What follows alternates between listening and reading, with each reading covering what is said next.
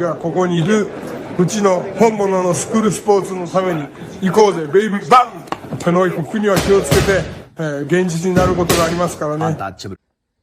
So I could sit here and I could make my Inoue Nakatani post-fight review video, but I'll be honest with you guys, I don't really have the nicest of things to say. Not because, it was a terrible fight. It's just a fight that really underwhelmed in the action department and disappointed. So I don't want to be negative right now. I will save those thoughts for a couple days from now when I do my aftermath of Inoue Nakatani live.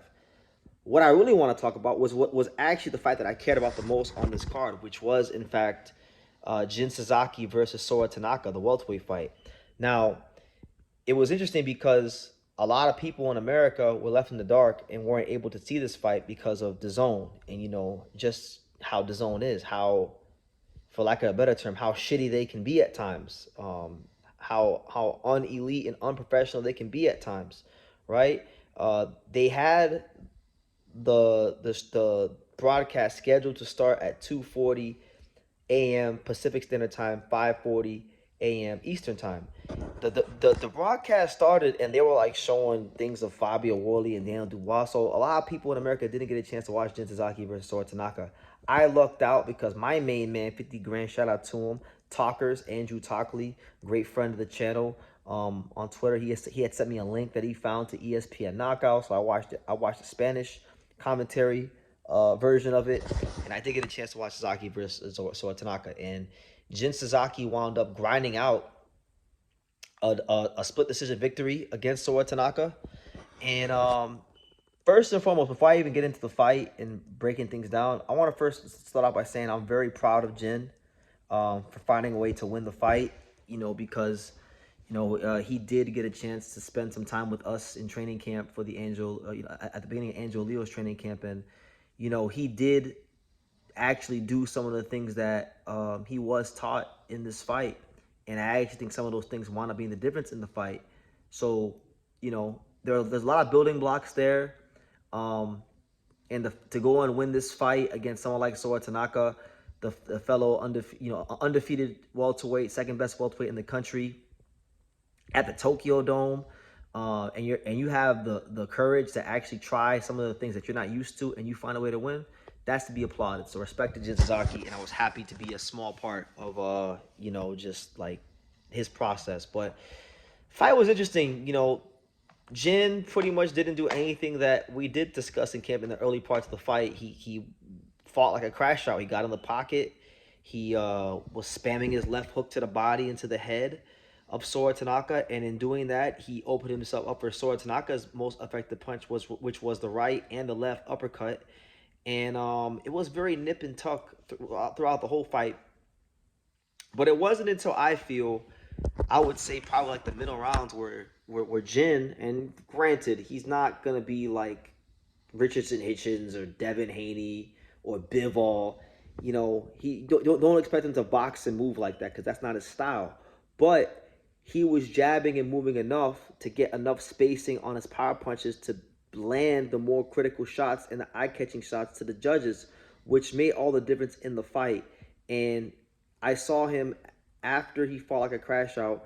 I saw Jin actually, in the middle rounds, make a conscious decision to box behind his jab, stab to the body, come up top, and those kind of things. So I'm really happy for him, and he's supposed to come out to camp with his coach to work with some guys from the team, and we look forward to having Jim back in America. And I'm happy for him, and I'm over the moon. I can kind of breathe easier now. Sora Tanaka is a shorter guy. He has a lot of physical limitations. He is Hamano Tyson. He is the Mike Tyson Yokohama, and anytime Jin held his feet, Sora had a chance to, plant his feet, land the uppercut, land the hook to the body. But it got to a point where I just think Jin's very durable. Like, Jin's been punched by Andy Hiroka. Jin's been punched by Brian Norman. Some of the hardest punchers in the world in and around these weights. And Sora Tanaka, with all respect to him, I'm sure he trains hard. He's not punching on that kind of level. So Jin didn't respect his power, and Jin was actually able to be the more physically stronger guy and walk him back and do what he wanted to do. So that being said, with that win, it's very great for Jin's career because he now wins the OBPF title, which is going to get him ranking positioning. So he's going to now be a ranked fighter in the welterweight division. He's going to be a top 15 fighter again. And guys with names are going to have to come see Jin Sasaki. And we were talking about it on the live. I would like to see Jin. It was suggested by the chat that Jin fight a guy like Alexis Rocha, which, I would love that fight. And I know in the past, talking to Alexis Rocha, he stated that that's a fight that he's very open to. So I like that fight.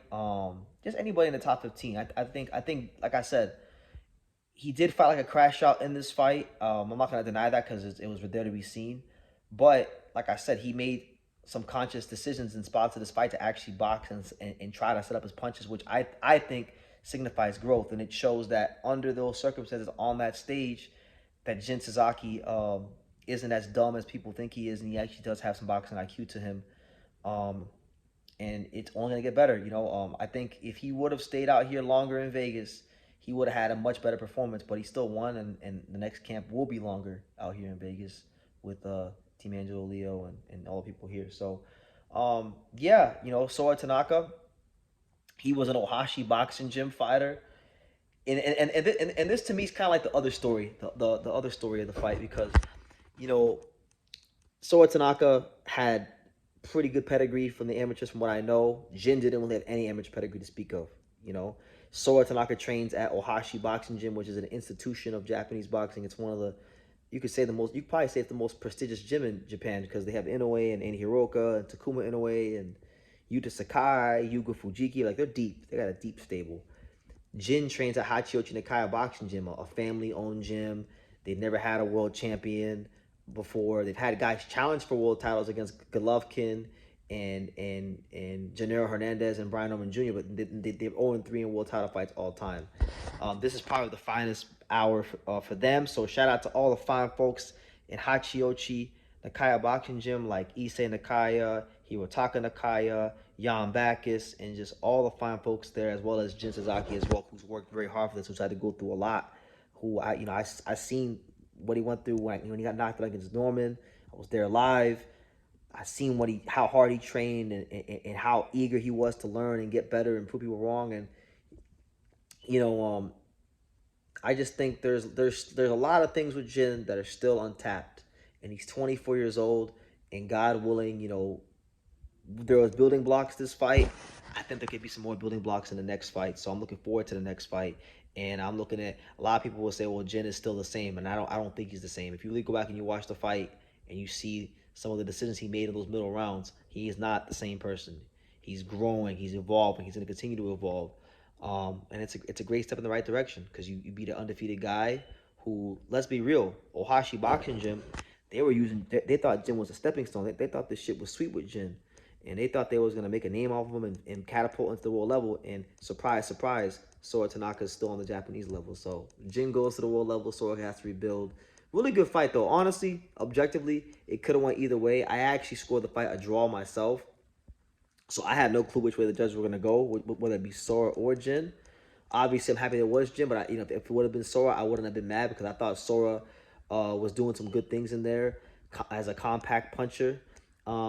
And things like that. But yeah, Jin gets the nod, and he's now going to be back in the mix in the welterweight division. So happy days. That to me, that's the highlight for me on the card. Inoue Nakatani didn't really have many highlights.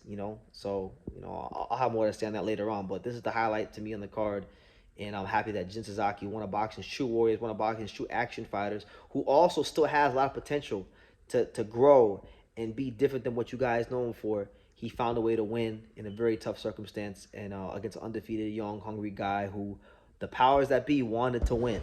Let's have it right. Ohashi Boxing Gym, they're an institution of Japanese boxing. They thought it was sweet with Jin Sasaki. They found out they was wrong. Congrats to Jin, and really, truly, a happy moment for me. Probably one of my happiest moments in boxing, if I'm being honest with you. So that's the news. Respect to Sora Tanaka. Last thing about Sora, I gotta give him credit for his durability. I didn't think he was gonna take those shots as well as he did, so he showed me he's very, very tough. But he's gotta develop more, maybe even consider a move down in weight, because he's too one-dimensional and short for 147 in my opinion. But what do I know? I'm just a guy on the YouTube channel. But anyway, Leave your comments down below. Who do you guys want to see Jin Sasaki fight? How did you guys score the fight? Did you agree with the decision or not? Leave your comments down below. Y'all know the rest, and I'm gonna go get some rest. So take care.